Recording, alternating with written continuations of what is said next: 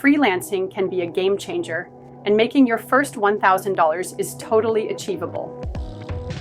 Start by identifying your skills. What do you excel at? Writing, graphic design, coding. Once you know your niche, create a standout portfolio showcasing your best work. Next, leverage platforms like Upwork or Fiverr to find gigs. Don't underestimate the power of networking.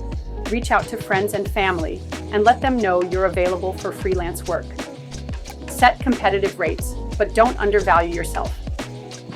Consider offering a discount for your first few clients to build trust and gather testimonials. Communication is key. Respond promptly and deliver on time. Lastly, always ask for feedback.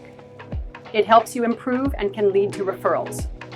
With dedication and persistence, that first $1,000 is just the beginning.